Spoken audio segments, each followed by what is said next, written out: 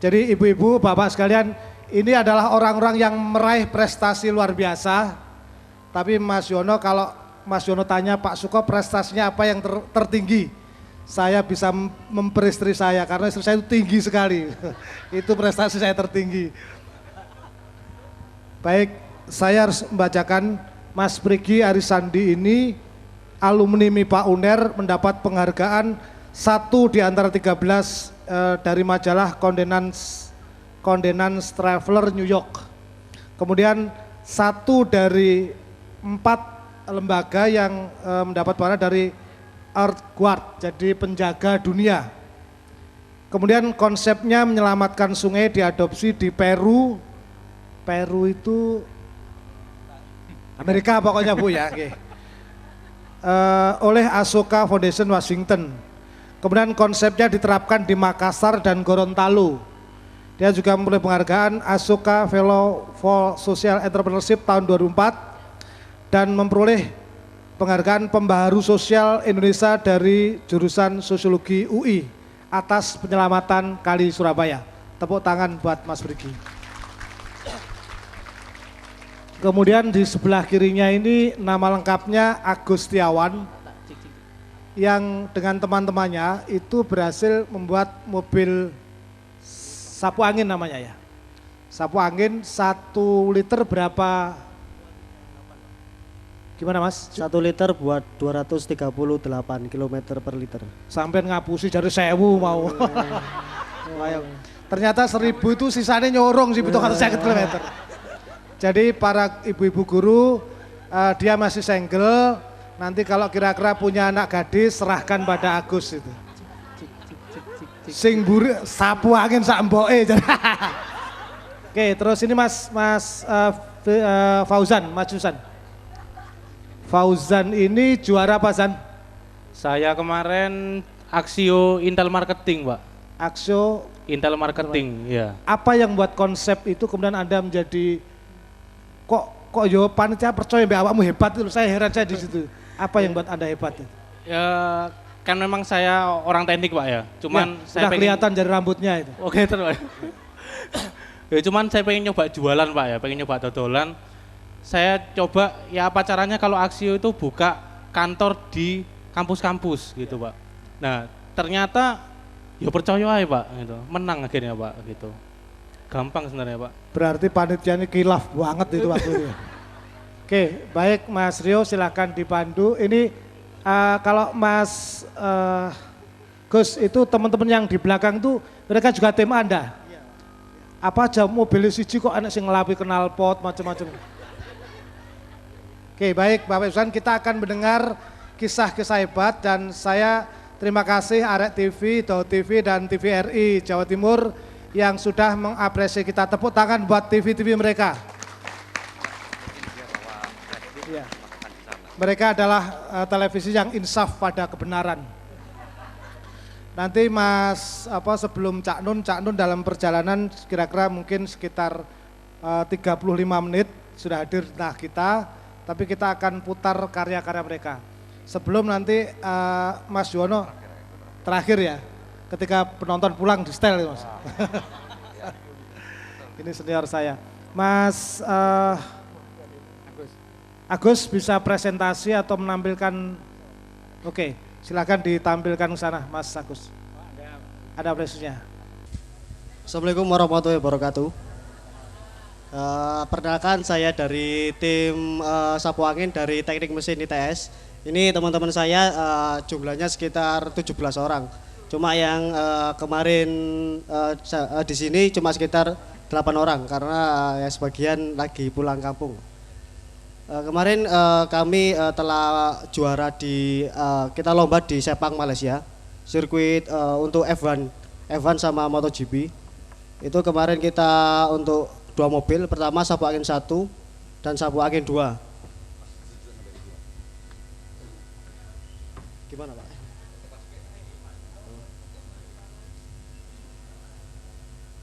Ya. Ini untuk yang mobil sapu angin 2, ini kelasnya Urban Concept. Ini mobil konsep perkotaan kayak di mobilnya kayak Honda Sedan dan Honda Minivan. Dan ini yang kedua, Ini untuk yang kelas prototype, ini kayak mobil konsep.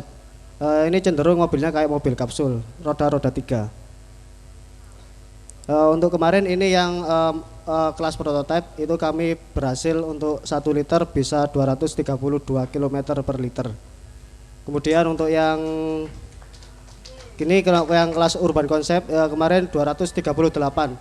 Kita berhasil juara di Asia.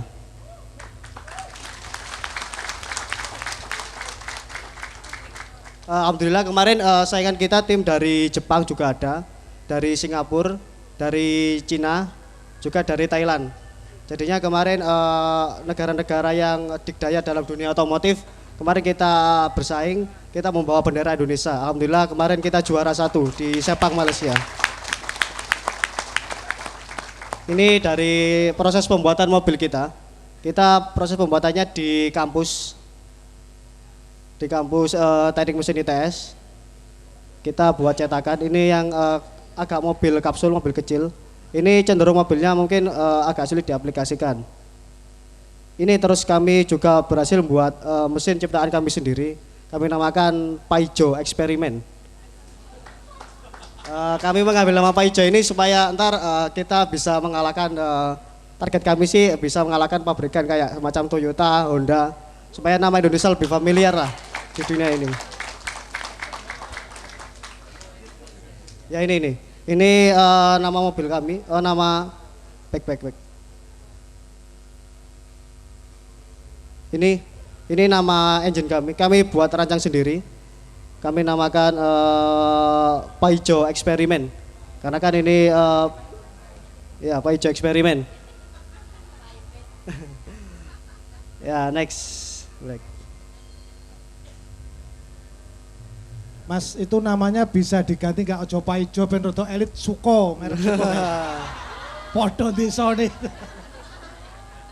Oh ya Pak, sebelumnya nama sapu angin kan ini kan dari ajian Sunan Kalijaga. Ini semacam ajian dari kita berpindah dari satu tempat ke tempat lainnya dengan energi kecil dan daya yang sekecil mungkin. Jadinya konsep energi dan konsep renewable energy kita kembangkan untuk pembuatan mobil ini.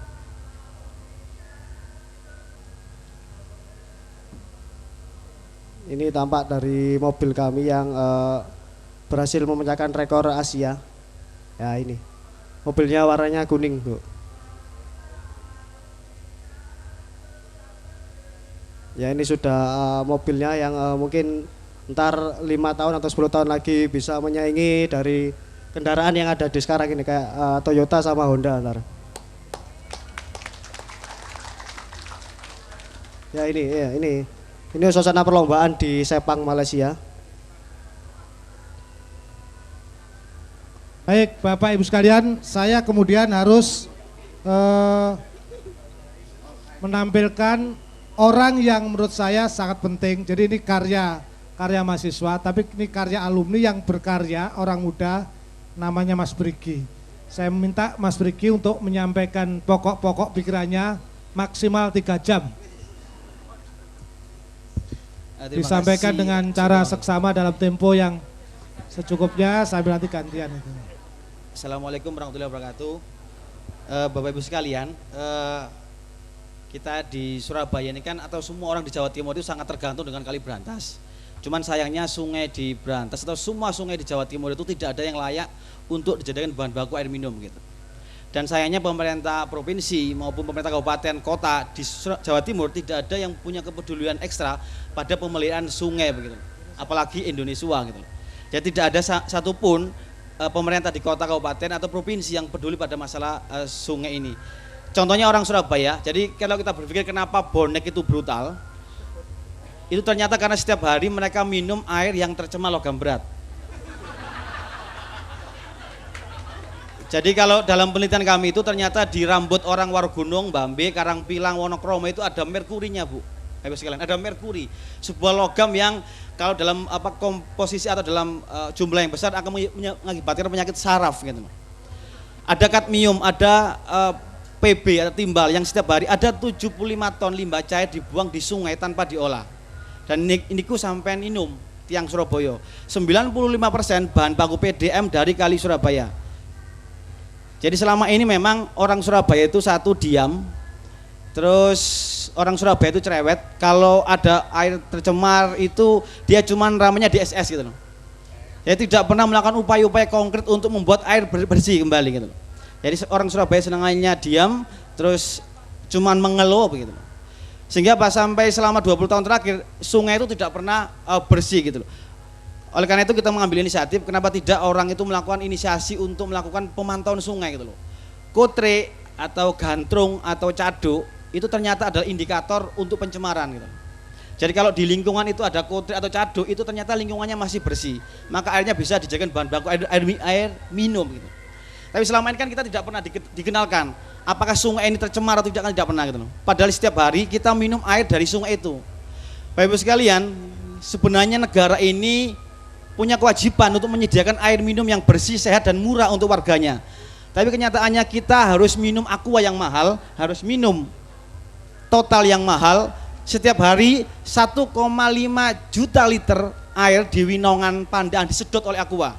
Itu setara dengan kebutuhan warga di Singapura, 1,5 juta liter.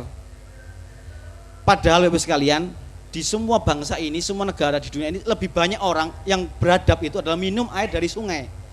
Kenapa? Air di bawah perutnya bumi itu adalah stok untuk anak cucu kita. Saya selalu bilang, Mas, ketika pohon terakhir sudah ditebang, ketika ikan terakhir sudah mati, ketika sungai terakhir sudah tercemar, orang baru sadar karena orang tidak bisa makan uang. Sampai-sampai kan nggak apa-apa, kali Surabaya tercemar, berantas rusak, nggak apa-apa, karena saya punya uang bisa beli total, bisa beli aqua.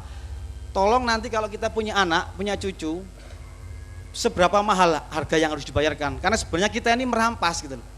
Air yang jadi stok, jadi Danone itu senang sekali mereka nyedot. Jadi di Kecamatan Pandaan itu sudah pindah aquanya, sudah pindah ke desa yang namanya Winongan. Jadi air habis Bapak sekalian. Jadi kita orang Surabaya aja nggak apa-apa, kita masih punya uang. Tapi ke depan 10 atau 15 tahun lagi mantu kita, cucu kita akan sangat mahal bayar air ini.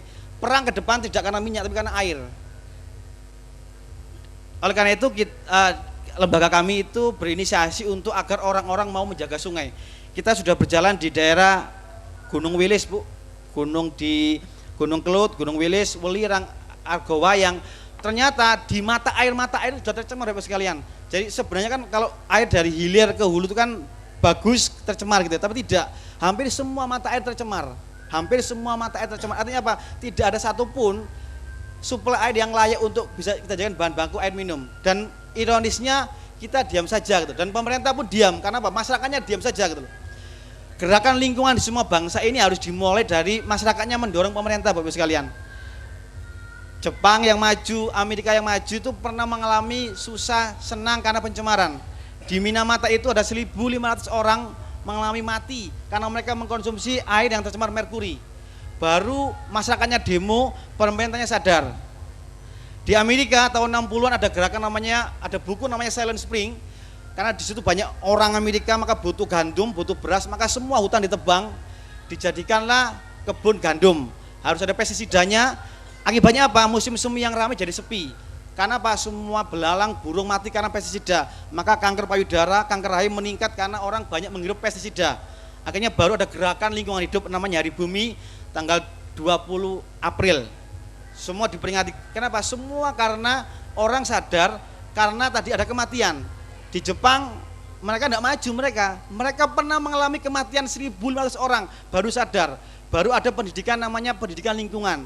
Amerika itu banyak orang kena kanker payudara, kanker rahim, baru pemerintah sadar itu. Maka kita di Jawa Timur menginisiasi ojo sampai orang-orang itu mati gara-gara air, kemudian pemerintah sadar gitu loh.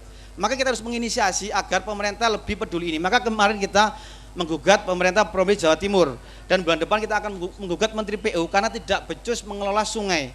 Akhirnya tahun ini akan dipenuhi Pak. Mereka menghitung kali Surabaya itu mampu nampung berapa ton sih limbah. Ternyata kalau dihitung itu cuma menampung 35 ton limbah per hari. Tapi faktanya 75 ton per hari. Setiap hari Bapak sekalian di daerah Warugunung, Gunung Sari, Wonokromo, Braon itu ada 5 ton nun sewu tinja yang dibuang ke sungai. Yang kita tampung di Ngagel untuk bahan baku air minum. Itu tinja sak pipise apa tinja tok, Pak? Tinja tok, Pak. 5 ton. Maksudku cah nom ngitung tai, telaten saya. Ini hebatnya. Jadi Enggak, iya. Mas Prigi ini Bapak Ibu tahu persis jumlah lele yang masih hidup, cetul berapa, ikan digabus di Kali Surabaya karena dia selalu meneliti di situ. Cuman katanya, Mas kadang-kadang ketutan BH barang kadang-kadang. Mas Yuwono kayaknya ada berkaitan dengan kali tadi, monggo Mas Yuwono. Mas Parto monggo minggah dengan wayai nyai ini. Mas Parto Wijoyo, monggo. Mas berkaitan dengan Mas Prigi tadi. Bagaimana kalau konsep itu dibalik? Jadi begini, kali itu dibersihkan dulu supaya wong iku sungkan untuk membuat kotoran. Jadi dia jangan melarang, tapi kali tetap kotor. Itu akan memancing orang untuk membuang kotoran. Dan kebetulan di itu samping mempercepat kematian Mas ya. begitu kira-kira. Nah, saya waktu rame-ramenya beberapa tahun yang lalu itu masalah monoril, saya coba bermimpi bahwa Surabaya ini punya monoril di atas Kali Surabaya. Maksudnya monoril itu gimana sih Mas? Monoril itu satu kendaraan massal Ya. yang berdiri di atas rel, berjalan di atas Oh rel kereta satu. dengan satu rel. Betul sekali. Ya ning Indonesia rele loro dobel akeh anjlok loh Mas. Nah, iku mergo iku mau sing kuwasa ora ngerti, sing ngerti ora bisa, sing bisa ora kuwasa. Kon jeru. Mas Parto tulung Mas Parto iki wis. Mas munggawa Mas, temen munggawa saiki. Ini ilmu sepuh iki gak kuat Ayo. awak-awak iki. Soale ngono iku mau gak ono sing ngerti.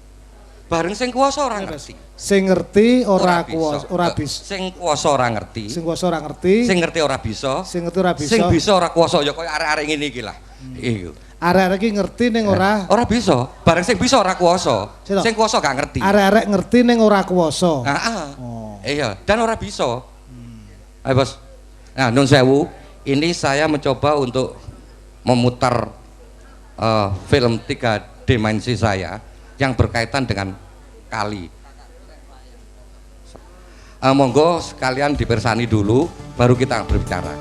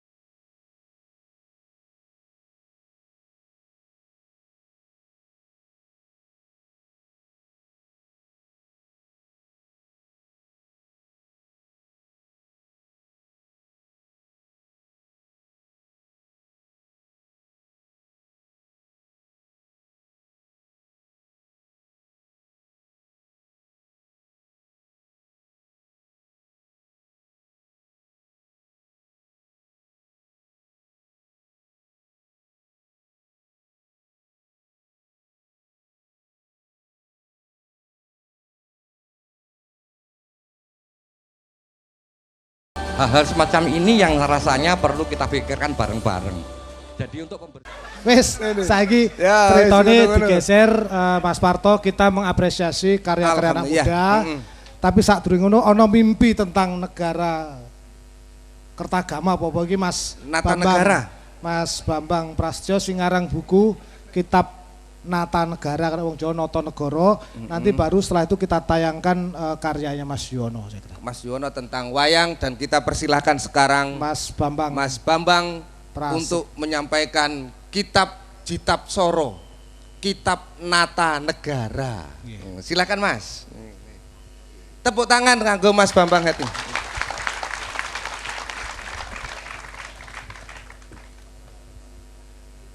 Assalamualaikum warahmatullahi wabarakatuh. Terus terang, saya ini sudah mengintai Bang Wetan sejak 1,5 tahun yang lalu. Dan memang saya waktu Apa itu Mas? mengintai. Mengintai, menginceng maksudnya. Iya. Dengke, dengke. Hebat bahasa Surabaya dengke. Dengke mancik dengkle. Ancek-ancek ditotol pitik. Mas nggih. Iya. Waktu itu saya pesan sama teman saya minta carikan dia suatu kelompok yang mana orang-orangnya itu militan. Dia tidak punya tendensi duniawi, tapi dia berpikir untuk negaranya di jalan Tuhannya. Kemudian teman saya mengatakan di sini ada namanya Bambang Wetan, tapi saya nggak percaya begitu aja, karena umumnya namanya kelompok mesti punya tendensi. Gitu. Akhirnya saya amati, dan akhirnya memang benar, Bambang Wetan insya Allah menjadi sekolah rakyat kebangsaan. Saudara-saudara, kalau bangsa kita seperti ini, itu karena hingga detik ini kita tidak tahu kemana bangsa ini mau dibawa. Coba kalau saya mau tanya siapapun ya, kemana sih bangsa ini mau dibawa? Kita bingung. Pasti paling mentoknya menuju masyarakat yang adil dan makmur. Padahal itu bukan tujuan, itu hanya salah satu misi. Lah, untuk kita tahu tujuan, itu kita harus mampu mengungkap rahasia di balik Pancasila. Karena Pancasila itu merupakan suatu dasar negara yang tidak begitu saja diadakan tanpa suatu tujuan. Jadi akhirnya kita harus mampu tahu dari mana Pancasila, untuk apa dia ada, dan akan di mana bangsa ini dibawa olehnya. Saudara-saudara, sebetulnya Pancasila itu diadakan agar rakyat bangsa ini bisa hidup dan mati secara suci. Sejahtera ketika mereka hidup, sejahtera ketika mereka mati, dan sejahtera ketika mereka dibangkitkan nanti. Hidup dan mati secara suci di sini maksudnya, ketika hidup, dia tidak mempersekutukan Tuhannya, dan dia tidak melakukan kemaksiatan. Dan ketika mati pun, dia tidak sedang mempersekutukan Tuhannya, dan dia tidak sedang melakukan kemaksiatan. Nah, sejahtera ketika hidup, sejahtera ketika mati, sejahtera ketika dibangkitkan nanti, ini yang seperti apa? Ini yang akhirnya dikupas di buku Kitab Nata Negara. Kalau mau tahu itu bisa dibeli di Pandut. Itu saya rodok promosi nih ya. Itu jadi gitu. Sejahtera ketika hidup, artinya ketika hidup orang itu bisa merasakan hidup dengan tenang, aman, nyaman, damai, dan tidak kekurangan sesuatu apapun. Sekarang saya mau tanya, apakah saudara-saudara, bapak-bapak, ibu-ibu, adik-adik, kakak-kakak, dan semuanya sudah merasakan bisa hidup dengan tenang di negeri ini? Belum ya? Iya betul. Merasa hidup dengan aman, nyaman, damai, apalagi sejahtera. Sejahtera itu tidak kekurangan dalam sesuatu apapun dalam hidup ini. Nah, kemudian sejahtera ketika mati, waktu dia mati, menurut cerita teman saya, mudah-mudahan ini benar ya. Orang yang sejahtera ketika mati itu, dia mati tidak dalam keadaan ketakutan dan kesakitan. Makanya dikatakan manusia yang sangat dekat dengan Tuhannya itu derajatnya lebih tinggi daripada malaikat. Karena apa? Ketika manusia sudah dekat dengan Tuhannya, miliaran sel dalam tubuhnya itu berzikir, malaikat nggak mampu mencabut nyawanya. Percaya nggak? Ya syukurlah kalau gitu, wong ini jari ini sih. Jadi gitu, malaikat itu akan lapor pada Tuhannya. Ya Allah, saya nggak bisa mencabut nyawanya. Lalu Tuhan akan perintahkan, sudah saatnya dia kembali padaku, cabutlah dia. Ternyata malaikat mendekat orang itu ternyata tidak bisa, karena seluruh selnya berzikir pada Tuhannya. Akhirnya malaikat kembali lagi pada Allah, lalu Allah mengatakan, sampaikan padanya, telah ku ampuni dosa-dosanya dan kuperuntukkan surganya, dan bawalah dia menghadapku. Kemudian malaikat turun lagi menemui orang tersebut dan mengatakan, hai jiwa yang tenang dalam tubuh yang dimuliakan Tuhan, sudah saatnya engkau kembali pada Tuhanmu. Dan Tuhan menyampaikan pesan bahwa telah mengampuni dosa-dosamu dan memperuntukkan surga untukmu. Seketika itu ruh dengan sukacita keluar dari tubuhnya. Makanya orang yang baik itu meninggalnya masih tersenyum. Nah, sejahtera ketika dibangkitkan nanti, dia tidak dalam keadaan buta, dia tidak dalam keadaan kehausan, dia tidak dalam keadaan kepanasan karena terik matahari, terik panas yang ada pada saat itu. Dan Tuhan akan menyapa dia dengan lembutnya, hai jiwa yang tenang, masuklah ke surgaku. Satu hal yang ingin saya katakan, Tuhan tidak akan pernah merubah bangsa ini secara goib kecuali melalui anak-anak bangsanya sendiri. Karena itu bisa saja suatu beban berat yang sekarang menimpa kita itu karena memang kita keturunan orang luar biasa. Mungkin kalau bebannya ditambah berat mungkin kita bisa malah seimbang. Mau contoh enggak? Ini bukan hal yang goib, tapi dengan beban yang ringan kadang-kadang kita tidak bisa menemukan titik keseimbangan. Tapi dengan beban yang berat kita justru bisa melihat keseimbangan. Contoh kebetulan saya merokok. Ini lidi ya, ini rokok. Ini korek. Korek ini nggak bisa berdiri di atas tangan saya.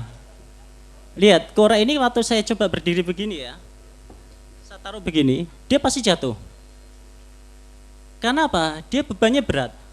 Tapi ketika beban ini saya tambah, dia justru bisa berdiri di atas tangan saya, bahkan bisa berdiri di atas benang yang paling kecil sekalipun. Oh ya, saya mau coba kalau ada temen sendok, saya perlu ini, saya tambahin beban ya. Mungkin ada yang bisa pinjamin saya sendok sama garpu. Lihat, ketika saya tambah beban, dia kan seimbang. Ini kan sesuatu yang tidak mungkin menjadi mungkin. Karena itulah, bangsa yang besar adalah bangsa yang menghargai karya anak bangsanya. Kalau bangsa ini tidak pernah menghargai karya anak bangsanya, bangsa ini selamanya akan menjadi bangsa yang kerdil. Kalau kita kupas satu persatu makna di sini, kalau ini lidi, artinya kita perlu pemimpin yang lurus. Setiap diri adalah pemimpin, termasuk kita sendiri. Seorang pemimpin yang lurus itu adalah seseorang yang dalam keadaan dia berdiri, duduk, maupun berbaring, dia selalu memikirkan cuma 3 hal. Rakyat, dan rakyat. Dan dia mampu mengemban 3 amanah sekaligus. Amanah Tuhan Yang Maha Esa, amanah penderitaan rakyat, dan amanah leluhur bangsa. Kepemimpinan Garuda. Di sini dalam buku ini saya mengupas tentang kepemimpinan Garuda, yaitu seorang pemimpin yang menjadikan sabar dan kedekatan dengan Tuhan sebagai kekuatannya. Seorang pemimpin yang mencari ridho Tuhan melalui ridho rakyatnya, terutama orang-orang yang miskin.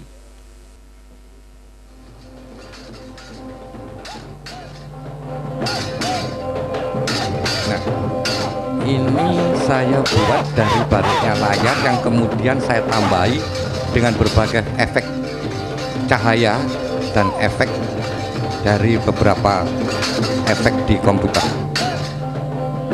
Lalu saya bahasa Indonesia kan supaya bisa dimengerti di situ. Suluknya pun sebagian saya buat. Jagat raya adalah pentas yang luas tanpa batas. Benda-benda langit melintas dalam kembara tak pernah tuntas. Matahari adalah sumber energi kehidupan. Bumi dan planet-planet lain bertawaf dalam bilangan hari, tahun dan abad, berakhir kelak di ujung usia sang dunia. Pengembara yang tunduk Yang saya gambar adalah planet-planet rapi ciptaan bersinergi Allah. hingga tak satu pun berbenturan. Hingga saya bawa ke sana dulu Siapa pencipta bahwa dan kita ini penggerak ada di salah satu bola planet raksasa yang berserak. yang Siapa sekarang kita sia-siakan. penatan garis edar membiaskan apinya menjadi sinar berpendar. Semua bersumber dari suatu kekuatan gaib maha perkasa, kekuatan dasar sang maha pencipta dan maha kuasa. Dialah Allah Rabbul Alamin.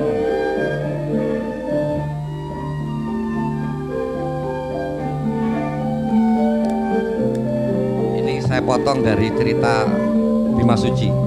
Bima yang sedang bertapa mencari menyebarkan ilmu yang disengker, yang tabu bagi manusia, tapi hanya ilmunya dewata saja.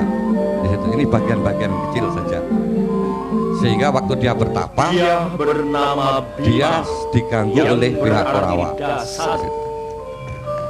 Bima dikenal sebagai kesatria penegak keadilan, pantang menyerah pada kebatilan. Nah, betapa indahnya kalau wayang itu dilihat dari baliknya layar seperti ini. Tapi sekarang tidak. Wayang kehilangan makna dari filosofi yang ada di dalam wayang itu sendiri. Sangat-sangat indah sekali di sini. Kalau kita bisa perhatikan, kalau ini dilihat dari belakangnya dalang, itu tidak akan kelihatan seperti ini. Sang satria gagah perkasa, Bima penegak keadilan. Oke, forward Jo. Forward Jo.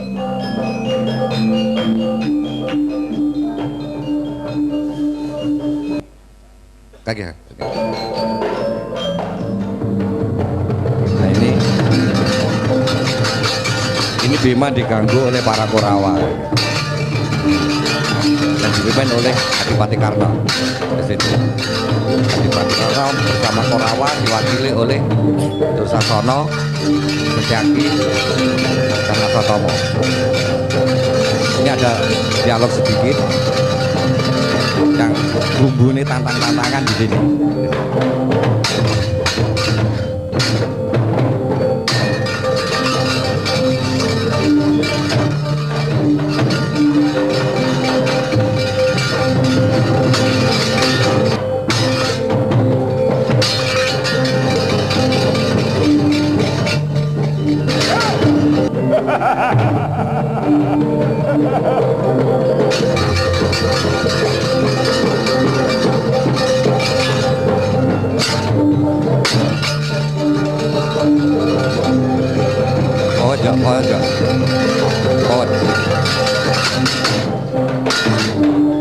Soto kuro sabar nggih, sabar.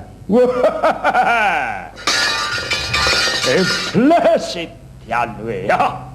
Anoman, sekarang hadapi Dursasono Anoman. Loh!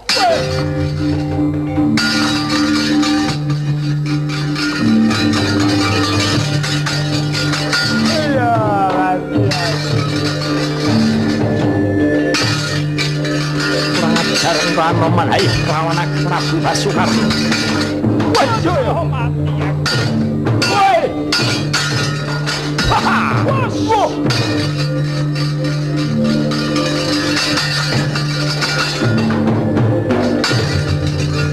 Hati-hati Nger, aduh ojo, hati-hati.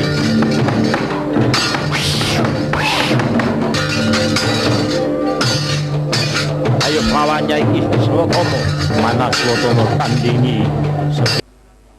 saya membuat ini pernah diadili para dalang. Katanya meleset dari pakem katanya. Tapi oleh dalang-dalang muda saya dibela. Jadi dalang sepuh sampai dalang muda gegeran dewe tak tinggal rokokan gitu. Asli nih mateni rezeki nih dalang tuwek.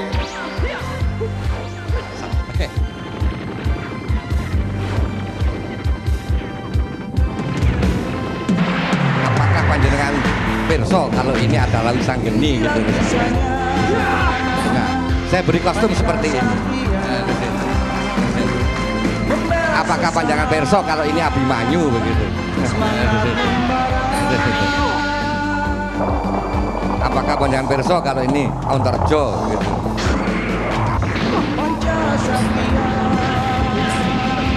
Apakah panjangan pirsa kalau ini Galut Koco? Nah, kalau ini Anoman sudah bisa semua mungkin. Nah, itulah 5 Satria Perkasa Pancasaka.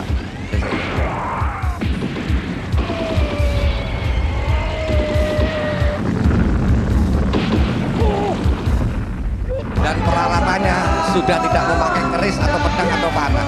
Semua sudah pakai senjata laser semua.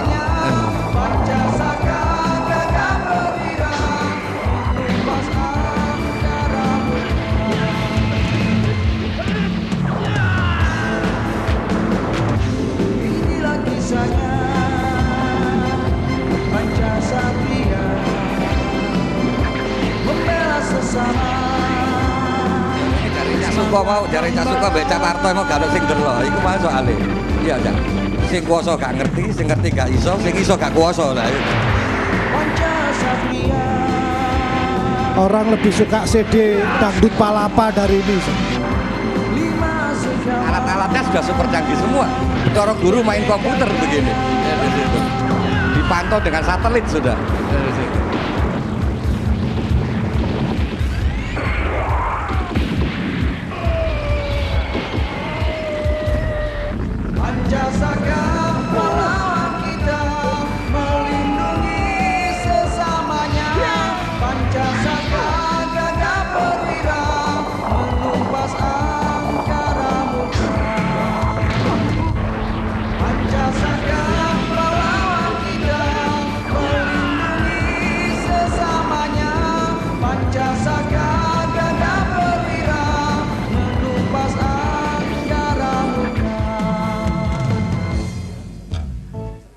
Sementara di sini saya juga membuat satu wayang kulit yang tanpa dalang di situ.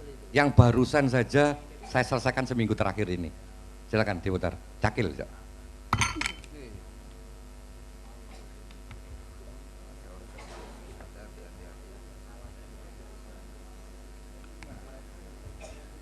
Gak ada dalang. Suara ini Cok. Lah, kok mati suaranya? Dan saya